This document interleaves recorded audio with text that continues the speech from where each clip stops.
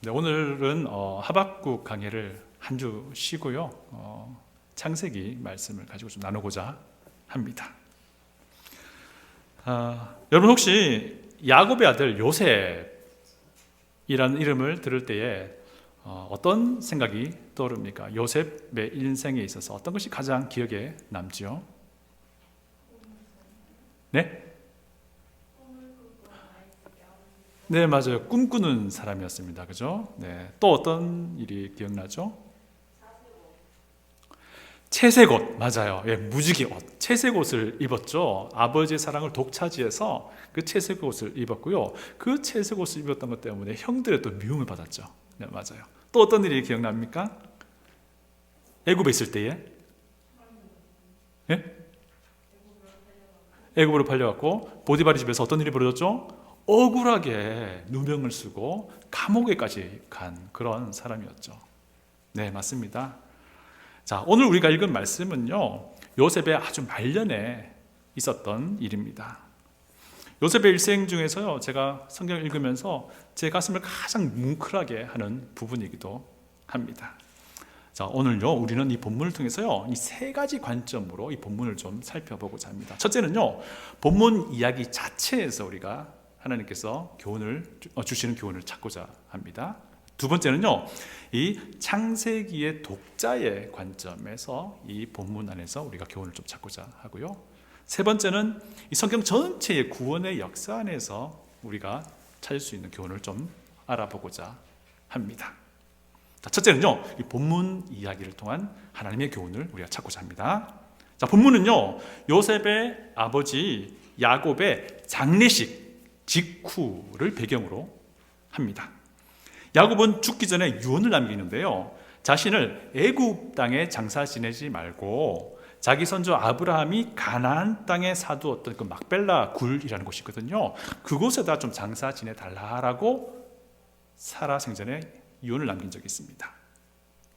그래서 야곱의 자녀들은요, 야곱의 유언대로 그를 가나안 땅에 장사를 지내는 장면이 바로 이 장면인데요, 아버지 야곱의 시신을 방부 처리를 합니다. 그리고 걸어서 일주일 정도 되는 거리를 갑니다. 그리고 가나안 땅 막벨라굴에 장사를 지내고 다시 걸어서 일주일 되는 거리를 돌아오는 것이었습니다.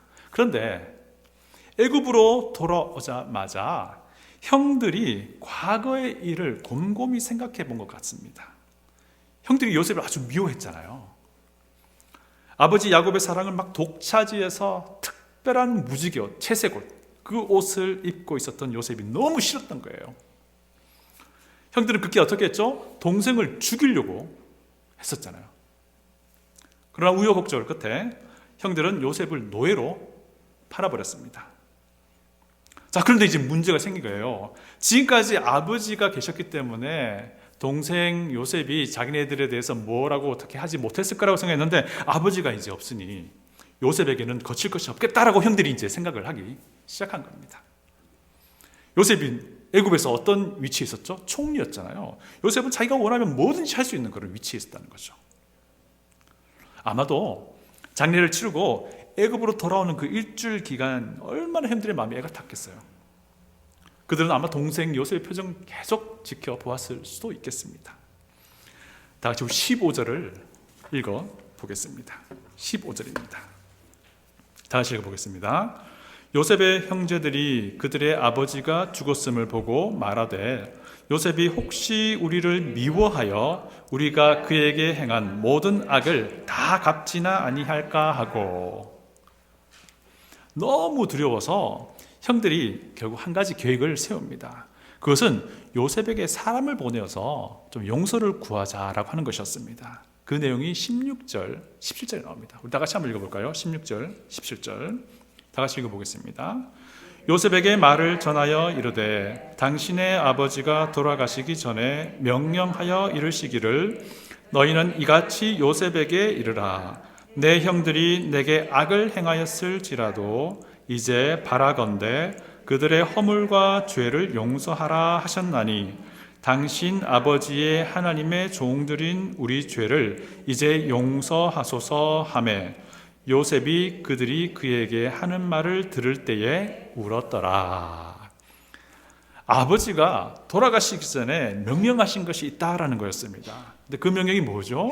동생에게 아버지의 말을 좀 전해달라라고 하는 것이었습니다. 아버지의 말씀이 무엇이었습니까? 요셉아, 네 형들을 용서해 주라 라고 하는 것이었다라고 전해준 겁니다. 하나님의 종들이 우리를 용서해 달라라고 이렇게 아버지가 요셉에게 전해주라 했다는 것이죠. 요셉은 어떤 반응을 보입니까? 눈물을 흘립니다.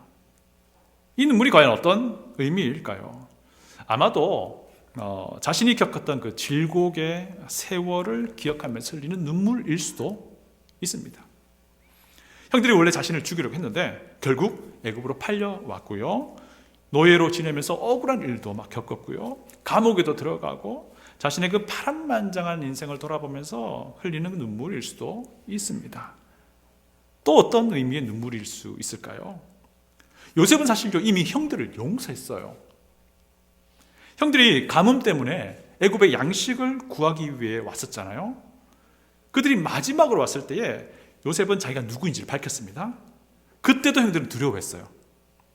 막강한 힘을 가진 애굽의 총리가 요셉이라는 사실이 얼마나 무서웠겠습니까? 그런데 요셉은요, 오히려 형들을 그때도 위로하고 안심시켰습니다. 이것이 무엇이냐면 이미 용서를 끝했다는 것입니다. 창세기 45장 5절, 7절, 8절 한번 찾아볼까요? 바로 가까이 있으니까 창세기 45장입니다.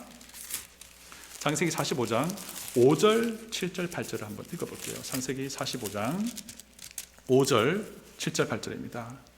5절 같이 읽어봅니다. 당신들이 나를 이곳에 팔았다고 해서 근심하지 마소서, 한탄하지 마소서. 하나님이 생명을 구원하시려고 나를 당신들보다 먼저 보내셨나이다. 7절 8절입니다.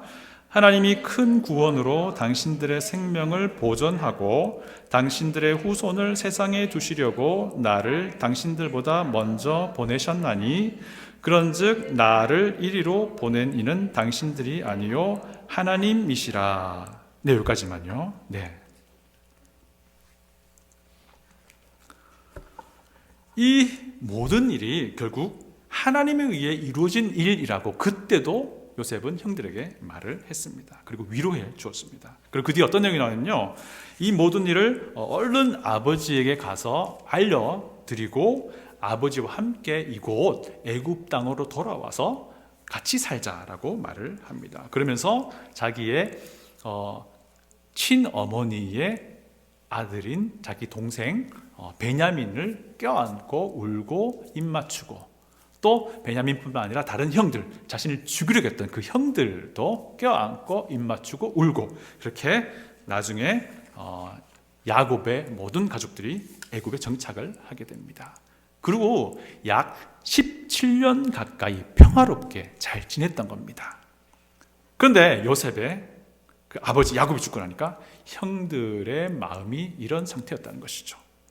형들은 여전히 과거 그들의 악한 일들에 대해서 마음 한 곳에 묻어두고 있었다는 겁니다. 요셉이 이미 형들을 용서했는데 형들은 여전히 마음이 불안했던 것이죠. 그래서 그들은요, 자신의 말을 전해주고 나서, 그러니까 아버지가 전하라고 했던 그 말을 사람을 통해서 전해주고 나서 바로 또 요셉을 찾아옵니다. 그것이 오늘 본문의 18절인데요. 다 같이 한번 18절 읽어볼까요? 50장 18절. 오늘 본문 50장의 18절입니다. 다 같이 한번 읽어보겠습니다. 그의 형들이 또 친히 와서 요셉의 앞에 엎드려 이르되 우리는 당신들의 종들이니이다. 아버지 야곱의 말을 전할 때는 자기들을 어떻게 지칭했죠? 하나님의 종들인 우리라고 자기를 지칭했어요. 그런데 정작 요셉 앞에 섰을 때는 자기들이 당신의 종들, 동생의 종이라는 거예요. 그것을 보니 요셉은 마음이 너무 아팠던 것이죠. 이미 요셉은 용서를 했는데 요셉의 그 눈물은 형들을 불쌍히 여기는 그런 눈물이었을 것입니다. 요셉의 눈물은 형들을 애처로 여기는 그런 눈물이었던 것이죠. 요셉의 형들을 용서해 줬는데 그 용서를 믿지 못하는 형들을 보면서 슬퍼하는 그런 눈물인 것이죠. 우리 주변에도요, 요셉의 형들과 같은 그런 사람들이 있습니다. 이미 우리 예수님은 십자가에서 그들을 다 용서하셨는데 그 예수님의 용서를 아직 믿지 못하는 이들이 얼마나 많이 있습니까? 그들을 보면서 우리는 눈물을 흘릴 수 있어야 합니다. 그것이 그리스도인입니다. 불쌍한 형들을 보면서 드디어 요셉이 말을 꺼내는데요, 다른 말 하지 않습니다. 이미 용서했다는 것을 계속해서 강조합니다. 19절을 다 같이 읽어보겠습니다. 요셉이 그들에게 이르되 두려워하지 마소서, 내가 하나님을 대신하리까. 이 말은요, 요셉이 이미 형들을 용서했다라는 것이고 앞으로 형들을 해치지 않겠다라고 하는 것입니다. 판단은 하나님께서 하신다는 거예요. 심판은 하나님께서 하신다는 겁니다. 자기 일이 아니라는 것입니다. 자기는 오로지 용서하는 것, 그것 말고는 할 수 있는 것이 없다라고 이제 말하고 있는 것입니다.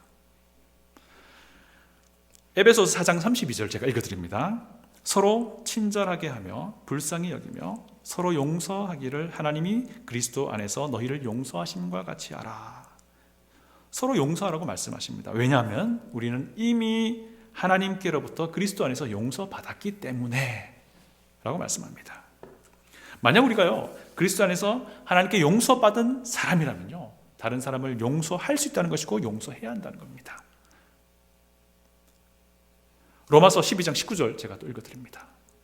내 사랑하는 자들아, 너희가 친히 원수를 갚지 말고 하나님의 진노하심에 맡기라. 기록되었을 때 원수 갚는 것이 내게 있으니 내가 갚으리라 고 주께서 말씀하시느니라. 원수 갚는 것은 우리의 일이 아니라는 겁니다. 그것은 오직 하나님의 권한이라는 겁니다. 요셉은 오직 하나님이 심판주이심을 확신했기 때문에 하나님을 대신할 수 없다라고 선언한 것입니다.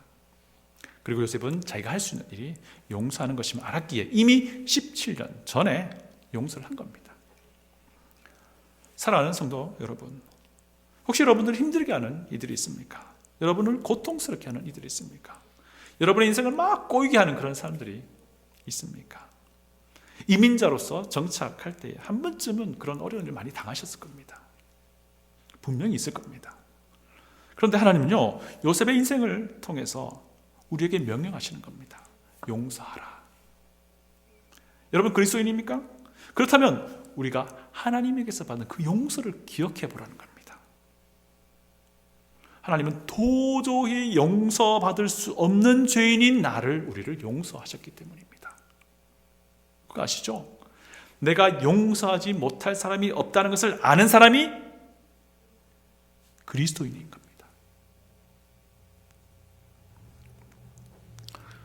20절을 보면요, 요셉이 정말 위대한 사람이다 라는 생각이 듭니다. 요셉의 그 통찰력이 너무 은혜가 됩니다. 우리 다 같이 20절을 읽어보겠습니다. 20절입니다. 당신들은 나를 해하려 하였으나 하나님은 그것을 선으로 바꾸사 오늘과 같이 많은 백성의 생명을 구원하게 하시려 하셨나니. 형님들이 자기를 죽이려고 했지만 하나님은 그런 일들조차도 사용하셔서 선한 일을 이루어 가셨다라는 그런 요셉의 고백인 겁니다.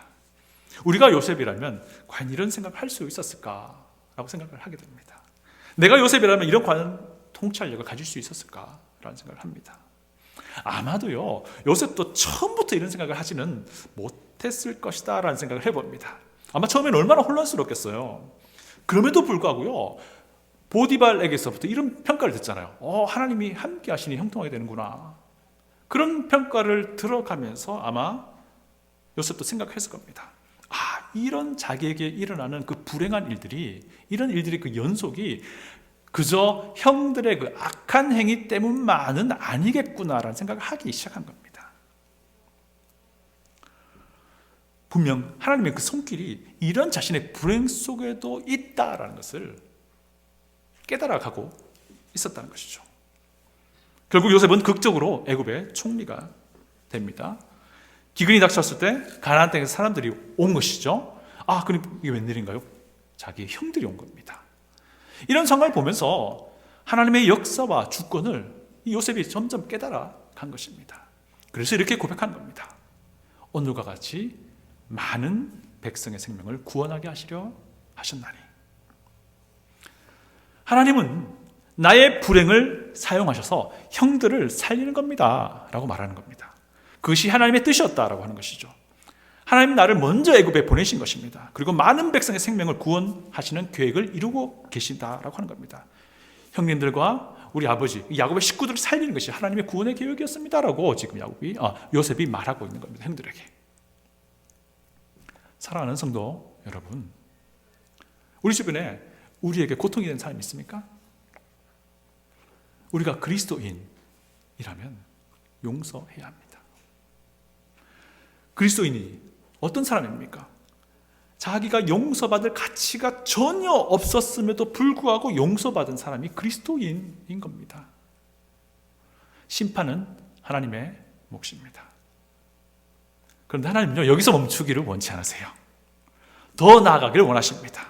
무엇이냐면요, 이 모든 일들을 주관해 가시는 하나님을 바라볼 것을 기대하신다는 겁니다.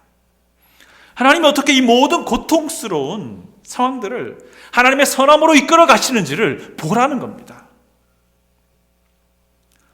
우리에게 일어나는 고통, 고난, 이 어려움이 어떻게 선으로 바뀌어 가는지 하나님의 권능의 손 안에서 그것을 보라는 겁니다.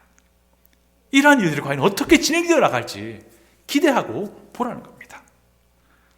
그 안에서 하나님께서 어떻게 선으로 인도해 가시는지, 하나님의 그 역사가 어떤 것인지를 반드시 깨달으라 라는 것입니다. 그렇게 깨닫고 우리 교회 안에서 그것을 서로 나누는 것이 바로 성도의 삶의 간증이 되는 겁니다. 이러한 간증들이 넘치는 우리 생수교회가 되기를 원합니다. 이런 의미에서 저희 가정에게 과제가 하나 주어져 있습니다. 그래서 우리 교회의 과제이기도 합니다. 규선이가 겪는 고난은 저희 가정의 고난이기도 하지만 우리 교회의 고통이기도 합니다. 과연 하나님께서 이 상황을 어떤 식으로, 어떤 방향으로 하나님의 선으로 이끌어 가실지 지켜보는 겁니다. 이 상황을 하나님께서 어떻게 선하게 주도하여 나가실지를 우리가 깨달아 가보자는 겁니다. 우주를 창조하시고 또 우주를 운영하시는 하나님께서 우리 아버지시잖아요. 아버지 되신 우리 하나님께서 우리에게 일어나는 그 모든 일들을, 그 일이 어떤 일이든 상관없이 그것을 하나님의 선으로 이끌어 가신다는 것을 우리가 믿는 것입니다. 우리 한번 지켜보자 말입니다. 두 번째는요, 이 창세기의 원래 독자의 관점에서 오늘 본문을 좀 살펴보고자 합니다. 아마 오늘 설교의 내용이 좀 생소할 수도 있으실 것 같아요. 자, 이게 뭐냐면요, 창세기가 언제 쓰여졌죠?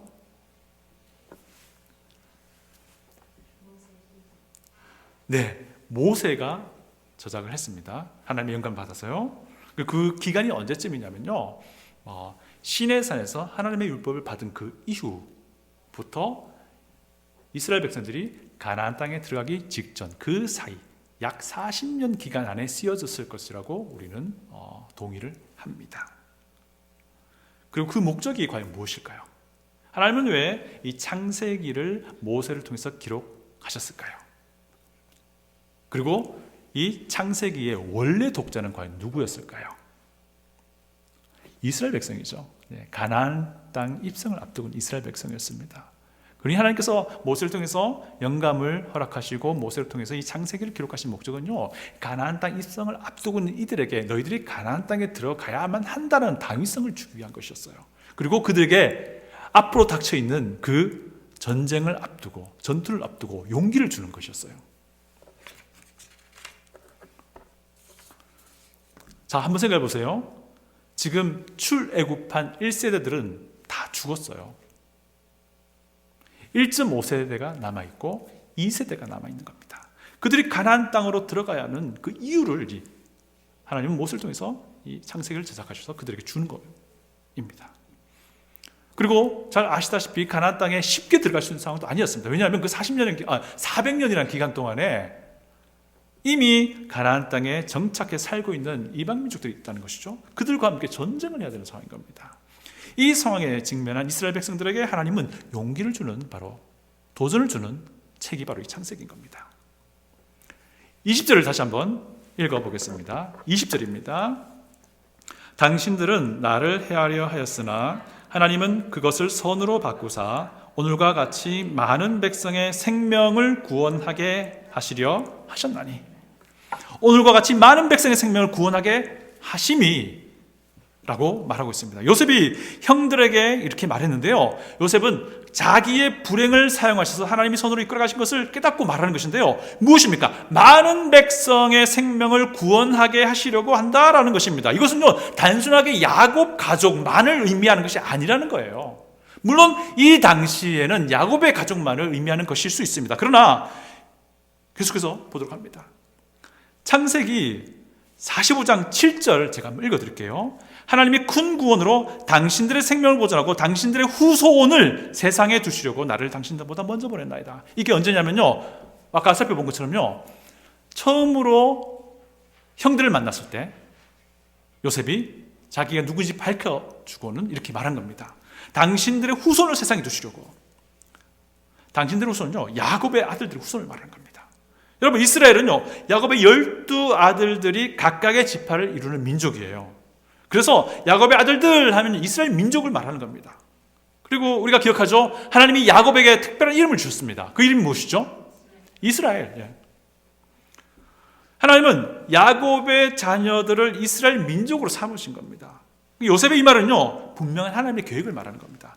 형님들의 악행을 하나님이 사용하셔서 이스라엘 민족을 이루고 이스라엘 민족을 보존하시겠다라고 하는 것을 예언적으로 말하고 있다는 것입니다. 요셉의 형님들에게 이 한 말은요, 가나안 입성을 앞두고 이들에게 용기가 되는 겁니다. 아, 그렇다. 우리는 반드시 가나안으로 들어가겠구나. 옛날 400년 전에 우리 조상 요셉은 그의 형들에게 이런 말을 했구나. 하나님이 요셉에게 고난을 허락하신 것이 요셉의 형들을 보존하기 위함이었다는 것이고요, 그뿐만 아닙니다. 가나안 입성을 앞두고 있는 이스라엘 민족을 보존하기 위함이었다라고 하는 것을 그들이 알게 된다는 것입니다.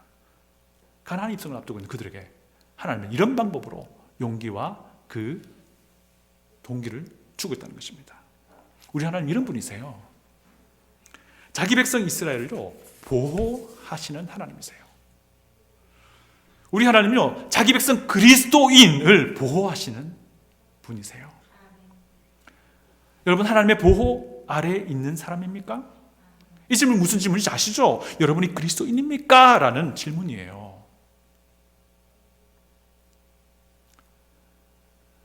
자, 이제 세 번째 관점을 좀 살펴봅니다. 성경 전체의 구원의 역사의 관점에서 오늘 본문을 좀 살펴보겠습니다. 자, 그렇다면 이 창세기 50장이 나와는 무슨 관계가 있을까 하는 겁니다.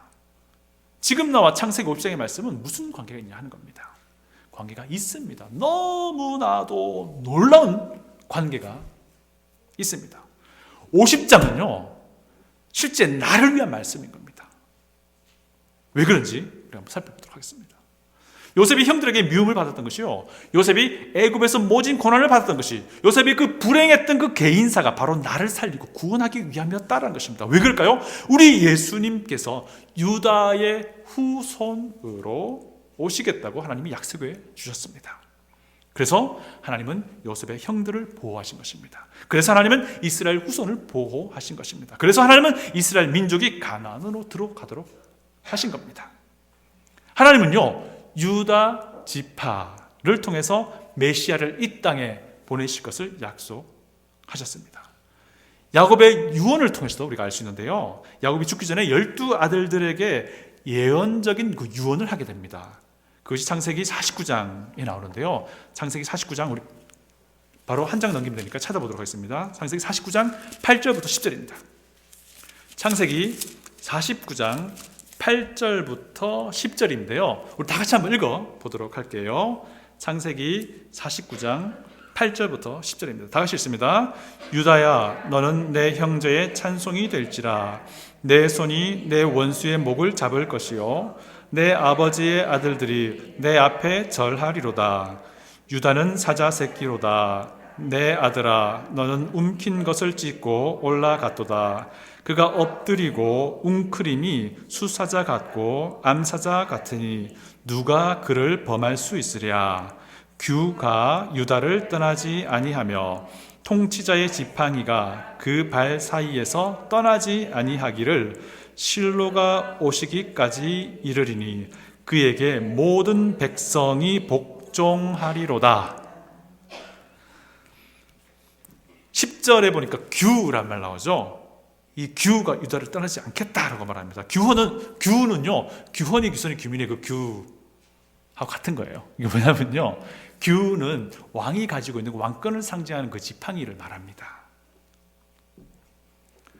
왕이 유다의 지파를 통해서 나온다라는 것입니다.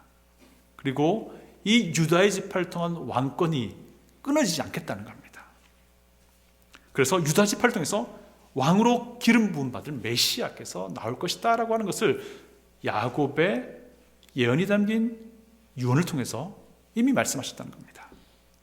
그래서요, 요셉이 애굽으로 팔려간 것은요, 예수 그리스도를 믿는 믿음 안에 있는 저와 여러분을 위한 것이었다는 것입니다. 요셉이 애굽에서 고초를 겪었던 것은요, 하나님께서 영벌에 처할 우리를 살리기 위함이라는 것입니다. 이스라엘이 400년 동안 애굽에 머물면서 큰 민족을 이루게 되었던 것도 하나님께서 저와 여러분을 살려내시고 구원하기 위함이 되는 것입니다. 이스라엘을 보호하셔서 가나안에 들어가게 하신 것도요, 우리를 구원하기 위한 것이 되는 겁니다. 때가 되어서 하나님은요, 유다 지파 중에서도 다윗의 후손을 특정하시고요, 그 다윗의 후손 중에서 예수 그리스도를 나오게 하신 겁니다. 그것은 우리를 살리기 위함이었던 것이죠. 이런 의미에서 오늘 본문은요, 지금 나와 너무나도 깊은 관계가 있는 것입니다. 사랑하는 성도 여러분, 요셉이 애굽으로 팔린 것은 분명한 하나님의 목적이 있었던 겁니다. 요셉이 애굽에서 억울한 누명을 쓴 것에도 하나님의 분명한 목적이 있었습니다. 요셉이 애굽에서 극적으로 총리가 된 것도 하나님의 분명한 목적이 있었습니다. 그것은 먼저 형들을 보호하기 위함이었고요, 나아가 지금 우리를 구원하기 위한 하나님의 그 계획 안에서 이루어진 것이라는 겁니다. 우리가 하나님의 목적에 합당한 삶을 살아야 하지 않겠습니까? 요셉의 그 파란만장한 삶을 허락하신 하나님은요, 저와 여러분뿐만 아니라 우리 주위에 아직 예수님을 믿지 못하는 이들, 아직 예수님을 믿지 않는 이들도 구원하기 위함이었다라는 것이에요. 우리뿐 아니라 우리 주변에 있는 사람, 심지어 나를 힘들게 하는 그들도 구원하기 위함이라는 것입니다. 이것이 복음 안에서, 그리스도 안에서 사는 하나님의 백성, 그리스도인의 삶의 모습이라는 겁니다.